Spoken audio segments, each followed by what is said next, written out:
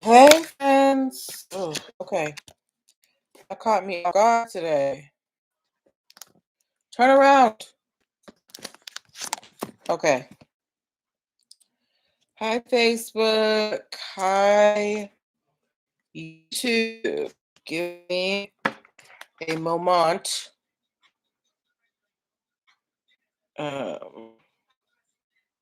As I share this out. Happy Wednesday. Hump day. Hey. No one asked for your input.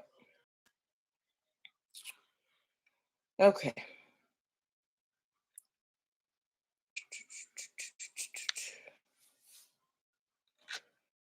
Ow. Okay. Me sharing this to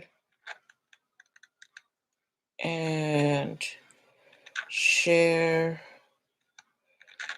to. How y'all doing? Black women. Okay. There we go. All right. Well, I'll share it out on Facebook. Let's get ourselves over to Instagram.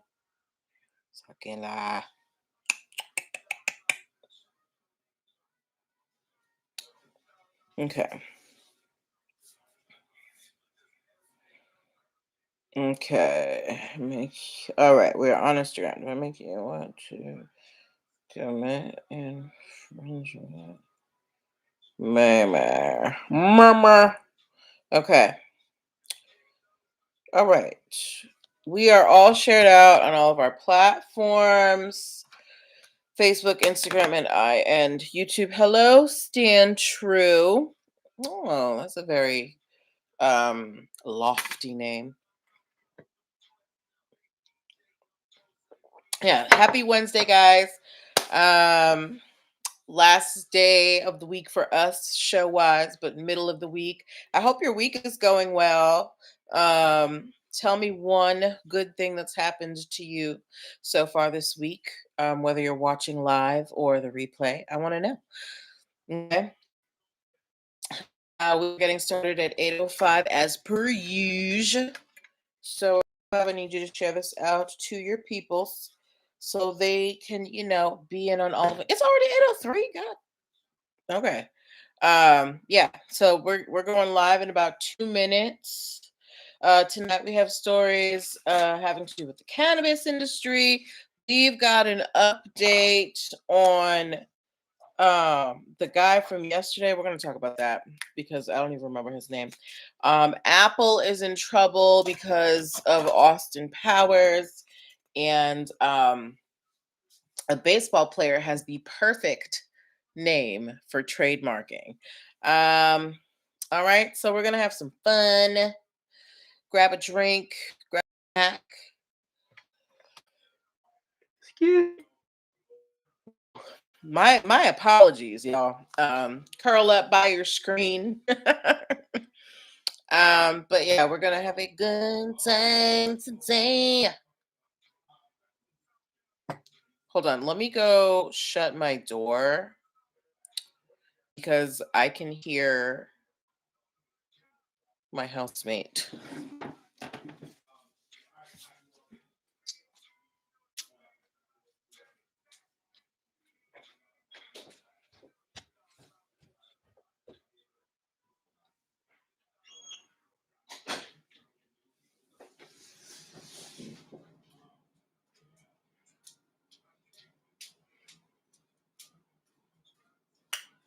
Okay. All right, I am back. I just had to close the door. So it's about to be 8:05 and we're gonna get started.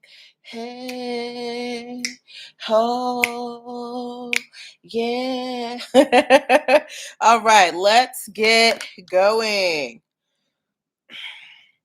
Welcome, welcome, welcome. Happy Wednesday, everybody. Welcome to NPL Legal Dish. This is my Monday through Wednesday live broadcast where I teach business and legal concepts using pop culture and celebrity news. If this is your first time seeing my face or hearing my voice and you're like, who's this lady? Why am I watching her? Why am I listening to her? I'm Natalie Pierre Lewis. I'm the host of the show and I'm the owner and operator of NPL Consulting LLC, a business formation firm. What that means is I help people like yourself get your business paperwork together. So things like making sure you have your articles of incorporation with the state, getting your EIN numbers and DUNS numbers, having appropriate contracts for clients and partners. Brand protection strategy so people don't steal your business ideas, and hiring and training strategies so that you don't get sued for discrimination. Okay. These are just some of the things that I can help you with. If you're wondering why I'm qualified to help you with them, I'm very happy that you asked. I am a licensed attorney. I have one for 15 years and counting. I have started multiple businesses for myself and others, both online and offline. I've had many careers in the realms of entrepreneurship, law, education, hospitality, and administrative support. Most important to everyone as possible. Not everybody has the time, the money, or the desire to go to business school or to law school, but a lot of you have amazing business ideas. And if you're going to be successful, there are just some things that you need to know. There's no way around it. So that is why I am here. Okay. So if you are in the startup phase of your business and you need some legal guidance, because it can be a little bit confusing, that's what I'm here for. I want to connect with you. Please go to linktree/NPL consulting firm, linktree/NPL consulting firm, linktree/NPL consulting firm. That is the only link in my bio on Instagram, and it's all over my page on Facebook. I will spell it out for you. It is linktr.ee/NPL consulting firm. Hello, Canada Cape Cod, DC. Guys, if you are looking for an amazing all-inclusive resort experience in the DMV area, I highly suggest that you follow Canada Cape Cod, DC. Okay. But back to me showing my wares. Yes. So if you are in the startup phase of your business and you need some guidance, link with me at linktree/NPL consulting firm. There you can book yourself a free 15-minute consultation if you are a first-time client. You can also download a free business cheat sheet that will help you choose and start your dream business in 7 days or less.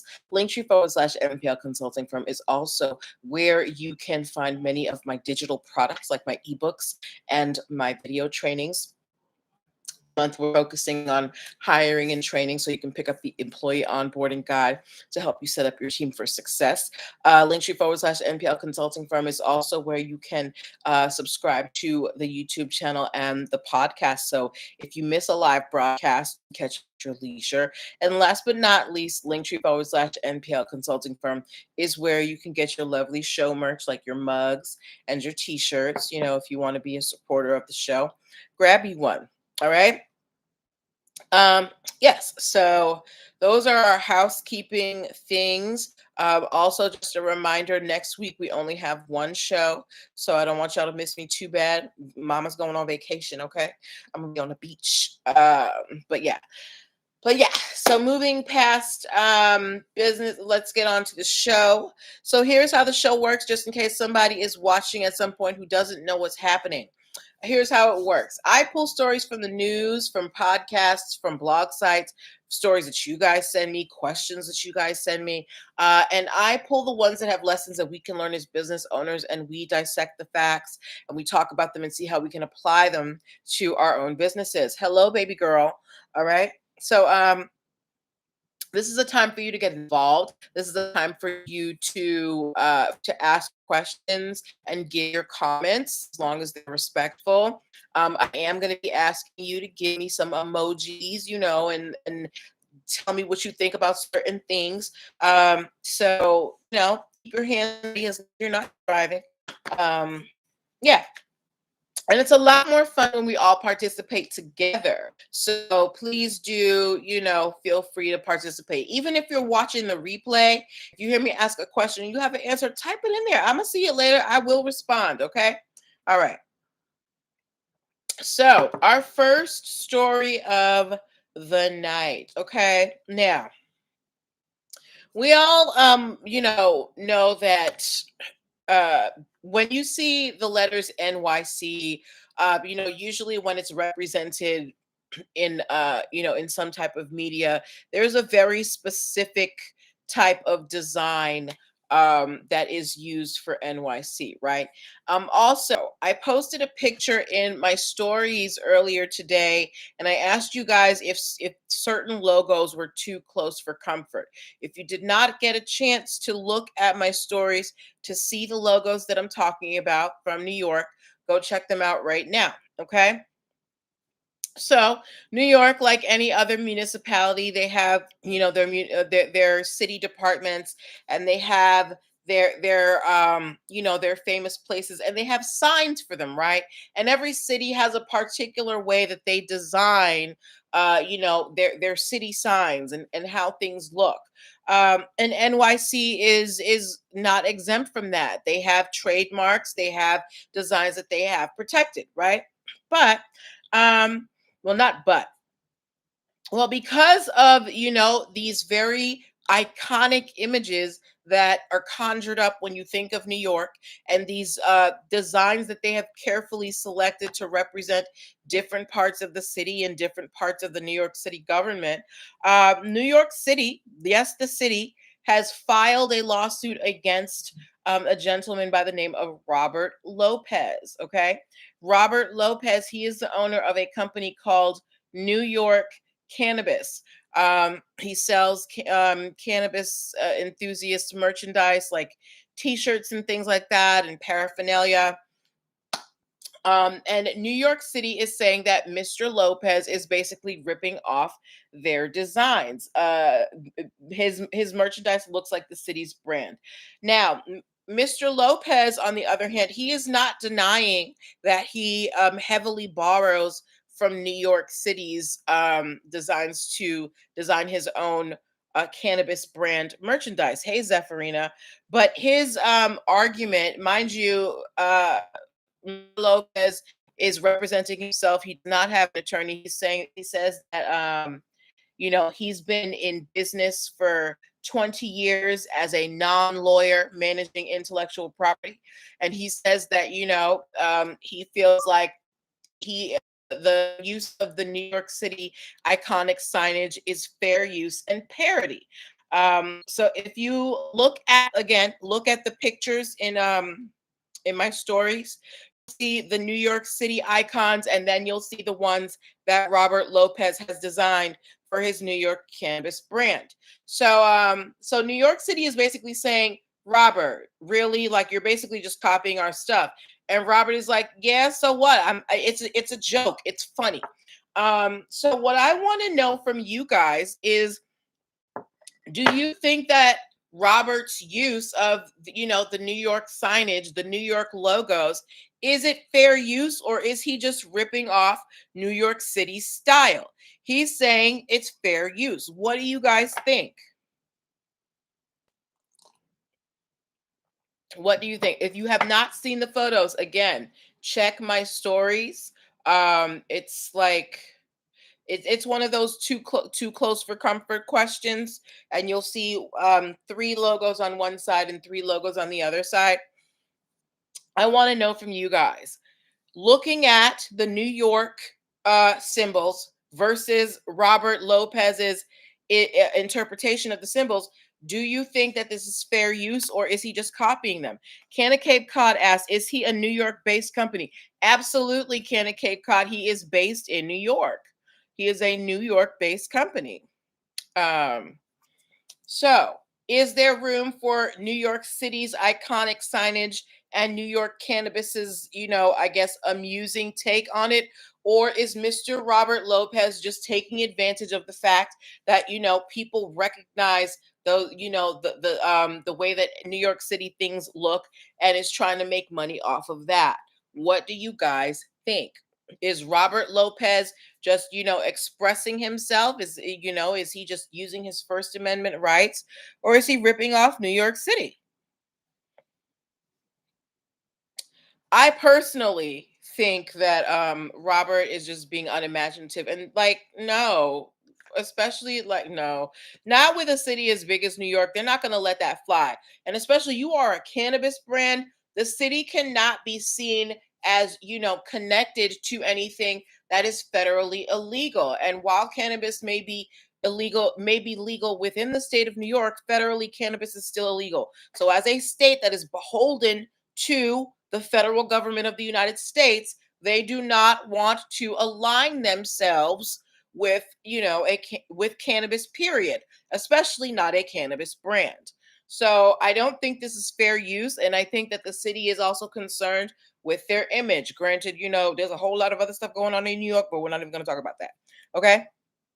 But what do you guys think about that? Whether you're watching now or you're watching later, do you think that Robert Lopez should be able to continue to use these designs, or does he need to become a little bit more creative? Okay. Um, let me know what you think about that. How many stories do we have today? Oh, we do have 4 stories. Okay. Okay. I don't think give me a thumbs up, okay? If you were on here last night with me, give me a thumbs up. Last night we talked about a gentleman who was sentenced to 4.5 years in federal prison for defrauding over 2,900 trademark holders over the course of 3 years. Now, last night I told you guys I did not know where this man was from. I kind of took a stab at it and guessed he was Russian. His name is Viktor Suhorukovs. I was mistaken in, identifying him as Russian. I just wanted to let you know that he is a Latvian citizen. He is from the country of Latvia, but for the next 4.5 years, he will be a guest of the Federal Department of Corrections. Okay. Yes. So I just wanted to update you guys on that. All right. Now, moving on to our next story of the evening. If you have seen any of the Austin Powers movies, Austin Powers with Mike Myers, give me an AP. No, give me the glasses emoji. If you have seen any of the Austin Powers movies, give me the glasses emoji. Heck is that? Okay. Now, for those of you who might be a little young, Austin Powers was, they had 3. It's a movie series. There's 3 of them. They started in the early to mid 2000s. Beyonce starred in one of them. Thank you, Zephyrina. Mike Myers was the principal star in all 3 movies. That's where we got what's it? Dr. Evil or whatever. There were iconic characters in Austin Powers, and phrases that we still use this day. If you see the title that I used for the show, it says, "Do I make you want to commit infringement, baby?" And if you know Austin Powers, you know that Austin Powers, one of his catchphrases was, "Do I make you horny, baby?" I mean, that's a terrible, imitation of it, but that's basically how it went, right? Okay, so Austin so Austin Powers was initial the copyrights to the Austin Powers film franchise was originally owned by New Line Cinema, okay? But through a number of oh yes, but through a number of business deals, and I think that New Line Cinema may have gone out of business. Um, title or the copyright ownership for the Austin Powers, specifically for Austin Powers International Man of Mystery, which was the first in the movie series. The copyrights for that movie ended up in the hands of a man called Ralph Hartman. I don't know what Ralph Hartman's, day job is, but I'm assuming it has to do with, you know, businessy, entertaining stuff. Anyway, Ralph Hartman, through his business deals, gets the copyright, ownership over Austin Powers, right? International Man of Mystery. Fast forward, Apple, if you have an iPhone or any type of Apple products, you know that you can hop onto iTunes and you can purchase or download, you know, not just music, but also TV shows and movies. And this is exactly what Apple did with Austin Powers. They put Austin Powers, International Man of Mystery, up for sale on iTunes. But what they failed to do, apparently, was ask for permission from the new copyright owner for Austin Powers, Ralph Hartman. So, because Apple did not, get Ralph's permission to put Austin Powers on iTunes for sale, what do you think Ralph did? What do you think Ralph did? Hey, what do you think Ralph did?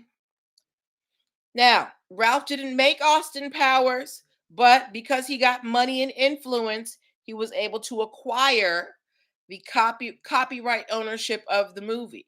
And what happens when you have copyright ownership? Um, Very good, Zephyrina. When you have copyright ownership, you get to say what happens with, a particular piece of work. And if someone is not using that work in the way that you like or has used it without your permission, you have the right to do exactly what Zephyrina said and sue. So Ralph Hartman is suing Apple for copyright infringement because they have been putting Austin Powers for sale on their iTunes platform. Now, we don't know how many, downloads or how many sales there have been of the Austin Powers movie, but Apple's not going to put something on there that's not going to generate them some type of income. So, knowing all of this, how much do we think Ralph Hartman can reasonably expect to, try and shake Apple down for? What do we think Ralph Hartman can get? Hello, Leak Stove. What do we think Ralph Hartman can get from Apple from this, copyright faux pas? Apple, we know this is a global corporation. They probably have a legal team that is larger than, the entire NFL. So how did they let this slip through the cracks? Farina said $1 million, baby. You're funny, Zarina. Okay. Okay. Wait, I forgot it. $1 million. It's okay. We're here to have a good time. So, all right. So Zephyrina said Ralph should get $1 million. Now, again, we don't know how much Apple has made from, downloads or sales of Austin Powers. So, they may not have even made $1 million out of that. I would give it a percentage. I would probably say that Ralph deserves 50% of, whatever they made. But good luck to them. Apple should know better. All right. Okay, and then we are moving on to our final story of the evening. If you've got a baseball lover in your life, tell them to get near the screen, grab their jersey or mitt or whatever you do for baseball. Because I need some baseballers to give me some information. All right. And then when we finish this story, we will probably have some time left over. So we will we'll go into Q&A. Okay. All right. So my baseball lovers, please give me a baseball emoji. All right? Give me a baseball emoji if you like America's pastime. Although I feel like America's pastime has switched from baseball to football. I feel like people are much more into football these days than they are baseball. But that could just be me. Anyway, if you're a football fan, you may have heard of a team called the St. Louis Cardinals. The St. Louis Cardinals, they have a rookie on their team who goes by the name Lars Nootbaar. Nootbarr. Lars Newt Bar. Now I'm going to assume that Lars's lineage is from, is like Slavic or Norwegian or something like that. This is a very, Icelandy, Finlandy, Norwegian name. Um, but I don't know him personally. But Lars's name, regardless of where it comes from, is a name that is very unique. And also because of Lars's profession, it puts him in a very unique position. Lars is a professional athlete, right? And professional athletes are always looking to get more energy. So Lars Newtbar has put his money where his name is and has trademarked his last name Newt Bar in the realm of energy bars. Hello, Brandon. All right. So, Brandon, are you a baseball fan? Let me know if you're a baseball fan. Let me know. So yeah. So Lars has said, this funny name of mine, Newt Bar. While I'm gonna make the most out of it. It sounds like an energy bar, so they're making energy bars. Okay, Brandon is a baseball fan. Brandon, have you heard of Lars Newt Bar? He is a rookie on the St. Louis Cardinals. We got a baseball fan in the house, guys. All right. All right. So while Brandon lets us know, what team he reps for.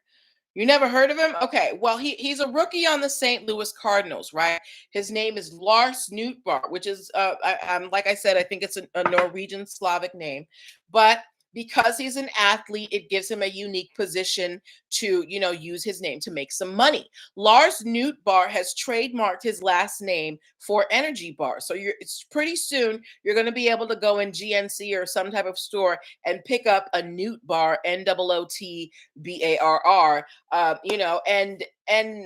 hey, Nessie time, and Lars is going to make some money off of that. So it's really important to capitalize on your uniqueness, right? Lars Lars's name, while I'm sure maybe got fun of it, when he was growing up as a kid, but that name is going to bring him in quite a bit of cash, especially if these energy bars go off. All right. Now, not only has Lars trademarked his name for energy bars, history's hottest trainer, he's also trademarked it for clothing, candy bars, and cereal. Um, so, Mr. Newt Bar, I'm expecting that he's going to make quite a bit of money. So, to those of you who just came in, if you are a baseball fan, please give me a baseball emoji because we just finished a baseball story. To those of you who just get Nessie time, Street's hottest trainer, let me know if you guys are baseball fans. Okay. Okay. Brandon, I know you're a baseball fan. I'm trying to see if anybody knows who Lars Newtbar is. Um, anyway, those were the stories that I wanted to share with you today. For those of you who came in late, we talked about the city of New York is suing a cannabis brand owner who is, jacking their style. Apple, not enough contact. Okay. Okay. You like full contact sports? All right. Apple is being sued by a gentleman who acquired the copyrights to Austin Powers. They're being sued for putting Austin Powers on iTunes without permission. Lars Newsbar Lars Newsbar of the St. Louis Cardinals is, making his funny name make him some money. He is trademarked for energy bars. And for those of you who were watching last night, when we talked about that guy who was sentenced to 4.5 years in prison for impersonating the USPTO, I mistakenly identified him as Russian. He is not Russian. He is Latvian. His name is Viktor Suhorukovs. All right. But yeah, so those were the stories that I wanted to share with you guys. Thank you to everybody who participated. Those of you who came in a little bit after, you can always rewatch But since we have a few minutes, we ended a little bit early. We can take some Q&A right now. So if you guys have questions about business formation, about any of the stories that we covered this week, now is the time for you to ask. This is our last show for this week. I will be broadcasting Monday, and then I will be off for the rest of the week next week because your girl's going to St. Martin. I'm going to be in the sunshine. Oh, oh, oh. All right, don't mind me. Yeah, so but yeah, so we're gonna have a show Monday, no show Tuesday and Wednesday. Make sure that you are booking your one-on-ones. Oh, Cheryl has a question. Ask your question, my dear. Thank you, Zephyrina. Cheryl has a question, y'all. I'm waiting for Cheryl to ask her question. I love it when you guys ask me questions. Ooh, I'm thirsty. Cheryl has a question. While Cheryl gets her question in, what else do I need to remind you guys? Please make sure that you are subscribed to the YouTube channel, y'all. I'm trying to get a YouTube check. As well. What else did I want to tell you? If you guys are having conferences or anything, I am available to be a speaker. Let me know and I will send you my rate sheet. What else do I want to let you guys know about? Oh, hold on. Cheryl put up her question. Cheryl said, there is a debate in one of my craft groups. Can you use a trademark or copyright image for a gift? Not selling, but for a gift only. Hmm. Um, so like, are you saying like if I make a Chanel bag and I gift it to someone else? Is that what you're saying? Cheryl Whiteside, like if I purchase the materials, because I've seen people in these craft groups, they'll purchase so-called luxury brand materials like leathers and things like that and create their own things. The problem is that you purchase that material in the first place. That is counterfeit goods, right? So what you're making it out of is already illegal. Now, if you're selling it, yeah, that's absolutely wrong. But gifting it is not as bad as selling it. However, the fact that you might have these materials, is the bad part. Now, the images, that's different, right? Now there is someone told me this anecdote. They went to Disney World. They went to Disney World and they went with a friend, and their friend was like really into Disney World and had made their own Disney shirt. And there was someone there who was asking her about the Disney shirt, and she said, I made it myself. And they were like, oh, do you sell them? She was like, no, I just made it for myself. And they were like, oh, I'm glad you don't, because I'm a Disney attorney. They're one of the IP attorneys. If you're just using the materials for yourself, or like, as long as you're not mass gifting it, like, you can't make 1,000 Disney t-shirts and then hand them out to 1,000 people. But if you're making it for yourself, or like, I don't know, your kid or something like that, and there's no money being exchanged, it's less bad. I'm not going to say it's okay, but it's less bad than if you were selling it. Okay, does that answer your question? Because they do sell the materials, right? So if you purchase branded fabric from Jen Fabrics, you can make stuff for yourself, but they tell you on it you can't sell it, right? Does that answer your question, Cheryl?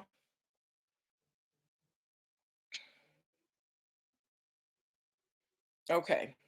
Girl, look, listen, I appreciate your efforts in your groups, but it's like, people usually don't listen until they get into trouble. Cheryl said these people won't listen. All you can do is, tell people the truth, right? If they choose not to take it, that's not your fault. Don't cause yourself any stress over people that don't want to listen. Your tribe will find you. So don't even stress yourself out. Okay? Zephyrina said, Okay, guys. So we are going to close out here unless we have any more questions. I want you guys to have a wonderful rest of your week and a wonderful weekend. Take care of yourselves. Um, you know, wash your hands, wear your masks, stay out of large crowds. Okay. And I will see you on Monday. If you have a good evening, everybody. Good night. You got any questions? DM me, set up an appointment. Can't wait to talk to you. Bye.